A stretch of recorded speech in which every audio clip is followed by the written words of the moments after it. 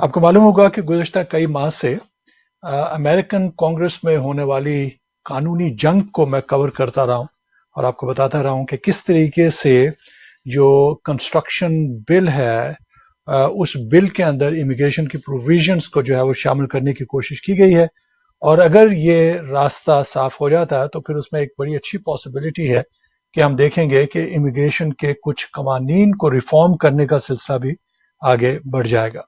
और इसके साथ ही हम हमेशा इमिग्रेशन कम्प्रिहेंसिव बिल की वगैरह की बात करते हैं और शुरू से मेरी प्रिडिक्शन रही है कि कुछ सियासी माहौल ऐसा नहीं है कि जहां पे एक मैसिव इमिग्रेशन बिल जो है उसको सेनेट के जरिए से पास करवा के उसे कानून बनाया जा सके। और जब भी मैं कम्प्रिहेंसिव इमिग्रेशन बिल की बात करता हूं तो यकीनन मेरे देखने वाले और सुनने वालों को ये मालूम है कि कम्प्रिहेंसिव इमिग्रेशन बिल से मुराद ये है कि पूरा सिस्टम जो है, इमिग्रेशन का जो सिस्टम है, उसे रिफॉर्म किया जाए और खास तौर पे उन लोगों को बेनिफिट दिया जाए कि जो इस मुल्क में अनऑथोराइज्ड हैसियत में रह रहे हैं और उनकी तादाद जो बताई जा रही है वो 12 मिलियन के करीब है। बहुत बड़ी तादाद है और ये ऐसे लोग हैं कि कई लोग तो ऐसे हैं कि जो कई डेकेड से जो है इस अनऑथोराइज्ड पोजीशन में यहाँ पे रह रहे हैं और एक बहुत बड़ा इंसानी अलमिया है, एक ह्यूमन राइट मैं समझता हूँ कि जो इंटाइटलमेंट्स हैं उसकी वायलेशन है। लेकिन इसके बावजूद भी क्योंकि इस मसले पे पोलिटिसाइजेशन इतनी है, इतनी आपस में फ्रिक्शन है और इतनी जंग है डेमोक्रेट्स और रिपब्लिकन के दरमियान कि ये मामला हल नहीं हो पा रहा था। तो फिर कुछ लोगों ने बैठ के ये सोचा, जिसमें डेमोक्रेट्स पार्टी से ताल्लुक रखने वाले जो है वो सेनेटर्स हैं और हाउस ऑफ रिप्रेजेंटेटिव के लोग हैं, कि जनाब इस वक्त ये जो स्पेंडिंग बिल आ रहा है इंफ्रास्ट्रक्चर के हवाले से और इसके बारे में $3.5 ट्रिलियन की बात की जा रही है, तो इसमें एक प्रोसीजर मौजूद है, एक तरीकाकार मौजूद है जिसे रिपब्लिकन पार्टी ने हिस्टोरिकली कई दफा इस्तेमाल किया है। और तो क्यों ना इस किस्म का एक प्रोसेस जो है वो जारी किया जाए और प्रोसीजरल जो फ्लेक्सिबिलिटी है उसका फायदा उठाते हुए इसमें इमिग्रेशन की प्रोविजन जो है वो शामिल कर दी जाए। तो शुरू में आपको मालूम है, मैंने आपको बताया कि इसके बारे में बड़ी लंबी चौड़ी जंग होती रही। रिपब्लिकन पार्टी के जो मेंबर थे उन्होंने कहा ऐसा आप नहीं कर सकते, डेमोक्रेटिक पार्टी वाले जो है इसे लाना चाह रहे थे और आहिस्ता आहिस्ता ये मामला आगे बढ़ता रहा। तो बुनियादी तौर पे जो इंफ्रास्ट्रक्चर बिल जिसे हम कहते हैं, जो स्पेंडिंग बिल है, ये समझ लीजिए $3.5 ट्रिलियन का,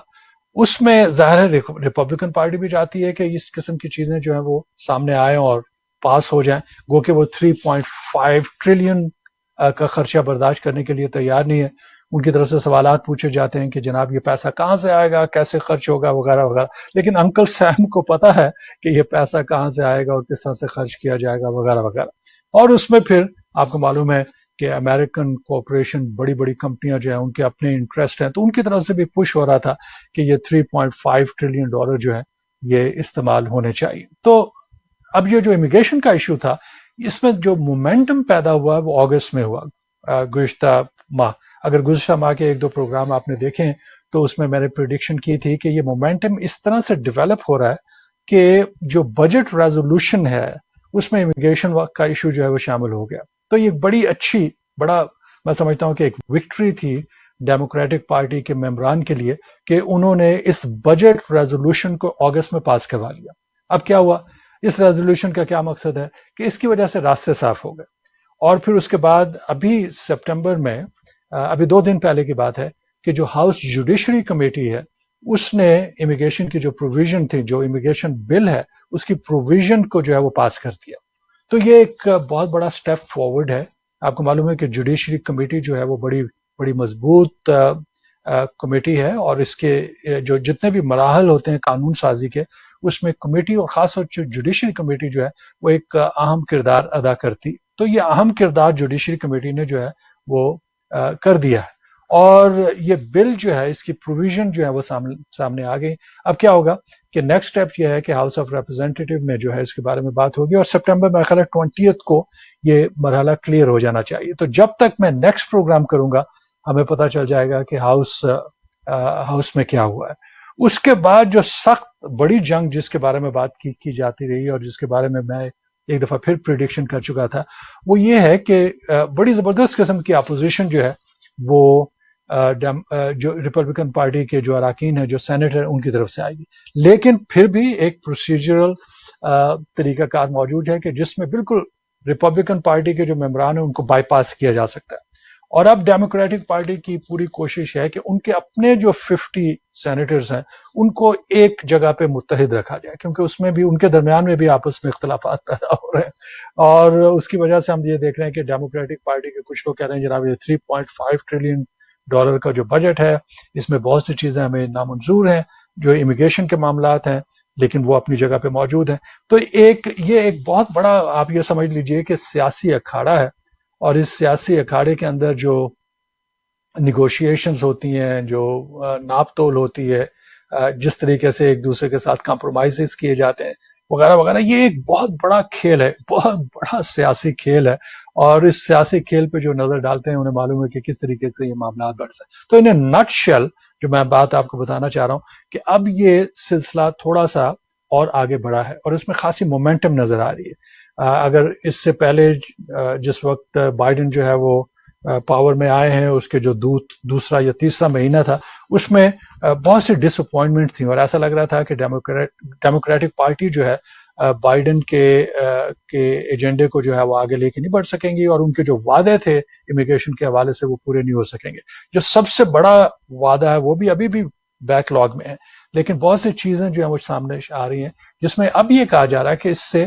8 ملین لوگوں کو فائدہ پہنچے گا۔ اب ان 8 ملین لوگوں میں سے کون ہے؟ سب سے سر فہرست ہمیں ڈریمر نظر آتے ہیں، جو ڈاکا ایکٹ کے تحت جنہیں ورک آتھرائزیشن وغیرہ مل چکا ہے، جو کام کر رہے ہیں وغیرہ وغیرہ۔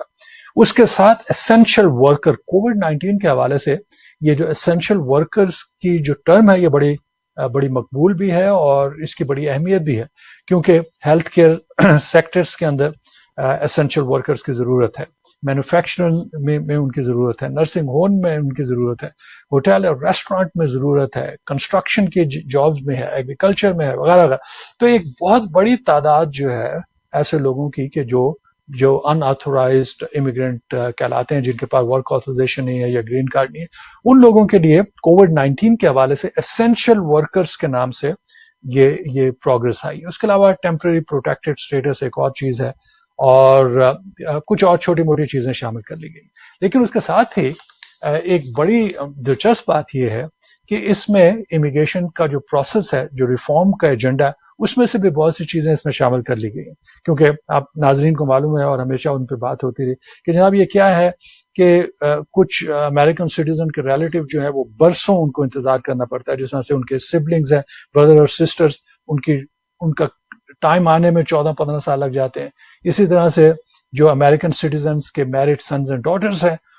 ان کی اپلیکیشنز اپروو تو ہو جاتی ہیں، لیکن ان کو پرائرٹی ڈیٹ کا لمبے عرصے کے لیے انتظار کرنا پڑتا ہے۔ تو اس میں میں دیکھ رہا ہوں کہ اس میں ریفارم کرنے کی کوشش کی جا رہی ہے۔ اس کے علاوہ امیگریشن کا جو یہاں پہ معاملہ ہے کہ لوگوں کا کیسز جو بیک لاگ ہوئے میں، باہر ایمبیسیز کے اندر کیسز بیک لاگ ہو رہے ہیں، لوگوں کو جو ہے سال 2 سال کئی دفعہ اس سے زیادہ انتظار کرنا پڑ رہا ہے۔ تو اس میں بھی اب خاصی بڑی رقم جو ہے، اپروکسیمیٹلی 100 بلین کے قریب جو ہے وہ رقم جو ہے مختص کی گئی ہے، اور یہ کہا گیا کہ یہ تمام سسٹم کو جو ہم بہتر بنانے کی کوشش کریں گے۔ اس میں میں سمجھتا ہوں کہ ڈیموکریٹک پارٹی کے پاس ایک بہت بڑا یہ ایک اپرچونٹی ہے، کیونکہ ان کو ریپبلکن پارٹی کے ممبران کی ضرورت ہی نہیں ہوگی۔ یہ بڑا زبردست ایک انٹرسٹنگ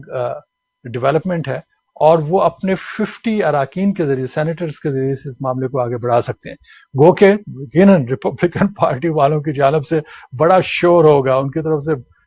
بڑا لعنت ملامت کی جائے گی۔ اس کے علاوہ جو ہے ممکن ہے کہ وہ کورٹ میں جا کے اس چیز کو چیلنج کرے، لیکن ڈیموکریٹک پارٹی کے پاس ایک نقطہ موجود ہے، ایک قانونی نقطہ موجود ہے، قانون سازی کا نقطہ موجود ہے، جس کے ذریعے سے وہ اپنے 50 اراکین کے ذریعے سے یہ امیگریشن کے معاملات کو جو ہے آگے بڑھا سکتے ہیں۔ اور اگر ایسا ہو جاتا ہے تو میں سمجھتا ہوں کہ یہ ایک لینڈ مارک ڈیولپمنٹ ہوگی۔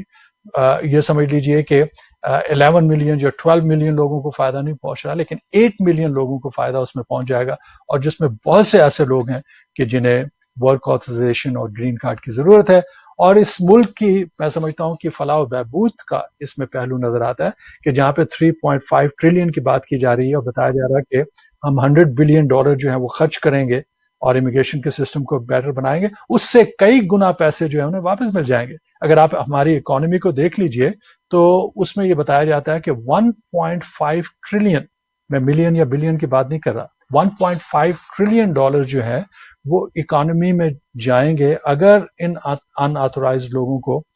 ورک آتھرائزیشن وغیرہ دے دیا جاتا ہے، کیونکہ ان کے ٹیکسز جو ہیں وہ میسو ہوں گے۔ 1.5 ٹریلین ڈالر 10 سال کے اندر ہماری اکانومی میں آ جائیں گے۔ اسی طرح سے اس کو اگر آپ ہر سال دیکھیں تو اپروکسیمیٹلی 150 بلین ڈالر جو ہے وہ جی ڈی پی کا حصہ بن جائے، گراس ڈومیسٹک پروڈکٹ کا حصہ بن جاتے ہیں۔ تو زیادہ میں ٹیکنیکلٹیز میں نہیں جانا چاہتا، اس لیے کہ ایک طرف ٹھیک ہے گورنمنٹ جو ہے وہ 100 بلین